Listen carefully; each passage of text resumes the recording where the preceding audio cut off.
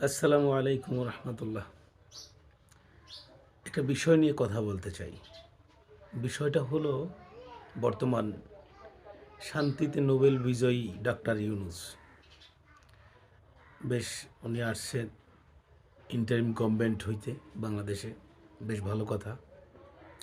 কিন্তু বাংলাদেশের সুদ ঘুষ, অন্যায় অবিচার জুলুম নির্যাতন এগুলো তো কিছুই বন্ধ হয় নাই। তো অপেক্ষা করতেছে কী জন্য? দলীয় সরকার ক্ষমতায় আসলে তারপর বন্ধ হবে।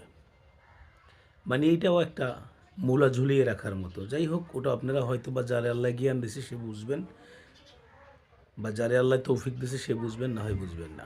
তবে হাসিনা যাওয়ার পর থেকে এই পর্যন্ত সাধারণ, একেবারেই সাধারণ গরিব শ্রেণী পেশার মানুষ মানে এতটা নির্যাতনের শিকার হয়েছে, এটা কিন্তু বলার মতো না। যেমন এর মধ্যে যারা অটো চালায়, দেখেন অটোটা হচ্ছে এমন একটা বিষয়, এখানে বৃদ্ধ বাবারা যারা আছে, যারা হার্টের সমস্যার লোক আছে, ঘরের বোঝা, সংসারের বোঝা, ছেলে মেয়েদের কাছে বোঝা, ওই সমস্ত বৃদ্ধ বাবারা কোনো মানে ভারী কাজ করতে পারে না, তারাও কিন্তু এই একটা অটো চালায়। তো তাদের জীবিকা নির্বাহের জন্য একটা কিন্তু পন্থা পদ্ধতি, যাই কিছু হয়েছে হয়েছে। কিন্তু পুলিশ সন্ত্রাস যেভাবে ধরে, বিশ্বাস করবেন কিনা জানি না, আমি দুটো মানুষকে অভিশাপের মধ্যে রাখি। একটা হলো পুলিশ, অন্যটা হলো উচ্ছৃঙ্খল আওয়ামী লীগ।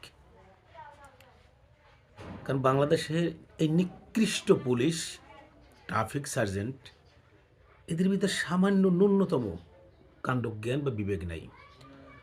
কালকের একটা সার্জেন্ট, উনি হাত জোর করে রিকোয়েস্ট করলেন, ভাই আমার কিছু করার নাই, আপনার পায়ে আমি ধরছি, আমাকে ক্ষমা করে দেন। তখন চিন্তা করলাম, ওনার উপরে তো একজন আছে, তিনি ওনাদেরকে এমন প্রেশার ক্রিয়েট করতেছেন যে ওনারা এইরকম ধরতে বাধ্য হয়। কেন? ডিসি সাহেব বা কমিশনার সাহেব ওনার বাপের টাকায় কি অটোকে না? এটা স্বাধীন দেশ। বৈধ অবৈধ কিসের? মানুষের জীবিকার জন্য কি এটা হালাল পন্থা পদ্ধতির জন্য ইনকাম করতেছে। তা ডিসি আর ওই কমিশনারের কি বাবার কিছু? কথা বলেন। মানুষের কর্মসংস্থান তুমি ডিসি কেউ করে দেবা, তুমি কমিশনার করে দেবা, আসে নাকি? তুমি কেমন এরকম করতেছো? তুমি টাকা খাইয়ে আবার সাইরে দাও মিয়া, 15 দিন 20 দিন আটকাই রাখো।